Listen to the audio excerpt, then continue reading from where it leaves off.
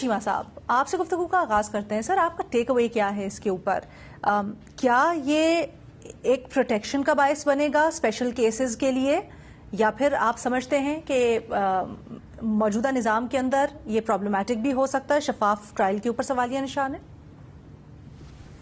علینا، دونوں چیزیں ہو سکتی ہیں اور دونوں ایک لیجیٹیمیٹ کنسرنز ہیں. جس لیے اس طرح کے قانون لائے جاتے ہیں اس کے پیچھے ایک ہسٹری ہے. لوگ اس معاملے میں گواہ کے طور پہ پیش نہیں ہوتے. ججز جو ہیں وہ اس طرح کے کیسز سنتے نہیں ہیں، یا اگر سنیں تو ان کے دل ہی دل میں خواہش ہوتی ہے کہ کسی طرح جو ایکیوز ہے یا جو اس میں ٹیررسٹ ہے، اس کے لیے ہم کوئی گنجائش پیدا کر سکیں تاکہ ہماری اپنی زندگی کی بھی گنجائش نکل آئے. اس میں پراسیکیوٹر، ماضی میں بھی ہم نے دیکھا ہے کہ بہت سارے پراسیکیوٹر جو ان کا مرڈر بھی ہوا ہے. تو یہ ایک بڑا ایک ویل پلیسڈ کنسرن ہے. دنیا میں باقی جگہوں پر بھی ہوتا ہے. مجھے یاد ہے 2008 کی بات ہے کہ میں نیو یارک ٹائم میں اس ٹائم تھا، ادھر فیلوشپ پہ گیا ہوا. تو ایک بڑا انٹرسٹنگ واقعہ ہوا. اس ٹائم ایک نیو یارک ٹائم والے ایک رپورٹ کر رہے تھے خالد شیخ محمد کو، جس بندے نے انویسٹیگیٹ کیا تھا، اور وہ کہیں میری لینڈ میں رہتا تھا. تو اس پہ سٹوری ہو رہی تھی. سی آئی اے والوں سے انہوں نے موقف لیا. سی آئی اے والے ان کو روک رہے تھے کہ آپ نے اس کی آئیڈینٹی ڈسکلوز نہیں کرنی. یہ کہہ رہے تھے کہ نہیں، ہمارا جو یعنی کہ ہمارا انالیسز یہ ہے کہ کوئی ایسا آئیڈینٹی ڈسکلوز کرنے میں پرابلم نہیں ہے. فائنلی نیو یارک ٹائم نے وہ سٹوری چلائی میری موجودگی میں. جو سی آئی اے کا بندہ ہے نا، اگلے دن وہ آ کے شاؤٹ کر رہا تھا اس بات پہ کہ آپ نے اس کی جو سیکیورٹی کمپرومائز ہوئی ہے. تو یہ کنسرن پائے جاتے ہیں. ہمارے ہاں تو پرواہ نہیں ہوتی نا. ہم تو جو لوگ جیسے ہم ٹی وی پر بیٹھے ہوئے ہیں یا جو باہر بیٹھے ہوئے ہیں، ہمیں نہیں پتا چلتا.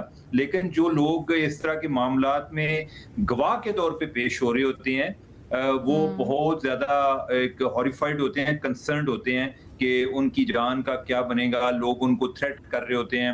ججز کی بھی یہی صورتحال ہے، پروسیکیوشن کی بھی یہی صورتحال ہے.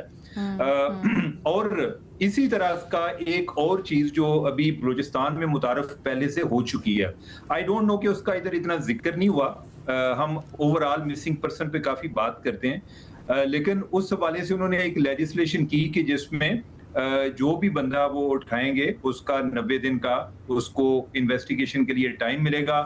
یعنی کہ وہ فوری طور پہ اس کی اریسٹ کو رپورٹ بھی کریں گے. یہ نہیں ہوگا کہ کسی کو پتہ نہیں ہوگا. لیکن جو ہمارے ریلیونٹ ڈسکشن ہے اس حوالے سے، اس میں یہ ہے کہ جو جج جس کی تعیناتی ہوگی کیس کی، اس کے حوالے سے صرف چیف جسٹس کو پتا ہوگا. یعنی کہ اس کی سیکیورٹی کے پیش نظر کہ کسی اور کو یہ بھی نہیں پتا ہوگا. یعنی کہ وہ فیس لیس کورٹس کا جو سسٹم ہے، یا جو پروسیکیوشن کے حوالے سے ہے یا جو وٹنسز ہیں ان کے حوالے سے، یعنی کہ ان کی پروٹیکشن کا ارینجمنٹ کیا گیا ہے. تو یہ کنسرن تو بڑا جینون ہے. اب اگر کوئی یہ کہے کہ اس کا مس یوز نہیں ہو سکتا، یہ غلط بات ہے. مس یوز ہو سکتا ہے، امکانات موجود ہیں. لیکن پھر یہی ہے کہ آپ نے ایک کاسٹ بینیفٹ انالیسس کرنا ہے کہ جو پہلے والی صورتحال ہے کہ ہم اسی طرح کی رکھنا چاہتے ہیں کہ لوگ کوئی گواہ کے طور پہ پیش نہ ہوں. کیسز جو ہیں وہ اتنی چیمہ صاحب، اگر آپ کاسٹ بینیفٹ کریں، اگر آپ کاسٹ بینیفٹ ایویلیویٹ کریں تو آپ کی رائے میں کہاں پر بینیفٹ زیادہ ہے؟ کیا تحفظ دینا زیادہ اہم ہے، یا پھر جو مس یوز سے متعلق کنسرنز ہیں وہ زیادہ گریو ہیں؟ میں علینا اس کو اس طرح سے دیکھتا ہوں کہ ابھی مس یوز نہیں ہو رہا. ابھی بھی مس یوز ہو رہا ہے نا. یعنی کہ اگر آپ دیکھیں کہ جو سسپیکٹ ٹیررسٹ ہیں وہ بھی لوگوں کو کس طریقے سے پریشان کر رہے ہیں، ہراس کر رہے ہیں. تو آئیڈیل سچویشن تو کبھی نہیں ہوگی کہ جس میں آپ کہیں کہ صرف 100% بینیفٹ ہے. لیکن میرا خیال ہے کہ اگر کسی کو فیصلہ کرنا پڑے تو وہ اسی طرح کا فیصلہ ہوگا کہ جس میں آپ کو کوئی اگر سولوشن تلاش کرتے ہیں تو کوائٹ لائکلی کہ یہ 50-50 ہو، کوائٹ لائکلی کہ کوئی 70-30 ہو. آئی ڈونٹ نو، وقت بتائے گا. لیکن یہ ہے کہ یہ چیزیں ایگزسٹ کرتی ہیں. لیکن آپ کے خیال میں اس کے بینیفٹس، ہاں، اس کے لحاظ سے جو پروٹیکشن پرووائڈ کرنے کے لحاظ سے بینیفٹس زیادہ ہیں، میس یوز کے اوپر کنسرنز ہیں. لیکن ٹھیک ہے، ارشاد بھٹی صاحب، آپ کی کیا رائے ہے؟ کیا اس کے اندر جب دیکھا جائے اس کو تو تحفظ کے حوالے سے جو شکیں لکھی گئی ہیں وہ زیادہ اہم ہیں؟ کیا یہ ہونا چاہیے، یا آپ کے خیال میں یہ ایک سوال ہوگا؟ میڈم شیخ، پہلی بات تو یہ ہے کہ موجودہ حکومت کا جو ٹریک ریکارڈ ہے وہ بہت برا ہے، آئین سازی کے حوالے سے اور قانون سازی کے حوالے سے۔ کوئی بھی آئینی ترمیم اور کوئی بھی قانونی ترمیم جو ہو چکی ہے، مجھے بتائیں کہ اس میں سے کون سی ایسی ہے جو عوام کے لیے ہوئی ہو اور جس سے عوام کو فائدہ پہنچا ہو۔ 26ویں آئینی ترمیم کو لے لیں، 27ویں آئینی ترمیم کو لے لیں، نیب ترمیموں کو لے لیں، الیکشن ایکٹ ترمیموں کو لے لیں، پیکا کو لے لیں اور جلسہ جلوس قانون سازیوں کو لے لیں، تو ایک اس کا جو ٹریک ریکارڈ ہے وہ ذاتی مفادات پر مبنی ہوتا ہے، سیاسی مخالفین کو دیوار میں چنوانے والا ہوتا ہے اور ذاتی فائدوں بھرا ہوتا ہے۔ دوسرا، ابھی ہاں خریدا ہے جہاز سرکار کا، اللہ کا شکر ہے کہ وہ جو ہیبچول آفینڈر بل جو ہے وہ رک گیا ہے، اور اس کے لیے ملک احمد صاحب کا شکریہ کہ وہ رک گیا ہے، ورنہ جو وہ آنے والا تھا وہ خوفناک بل، وہ بھی آپ کے سامنے ہے۔ پھر جس طرح اس ملک میں دہشت گردی کے پرچے کاٹے جاتے ہیں سیاسی مخالفین پر، اور جس طرح دہشت گردی کے مقدمے چلائے جاتے ہیں وہ بھی آپ کے سامنے ہے۔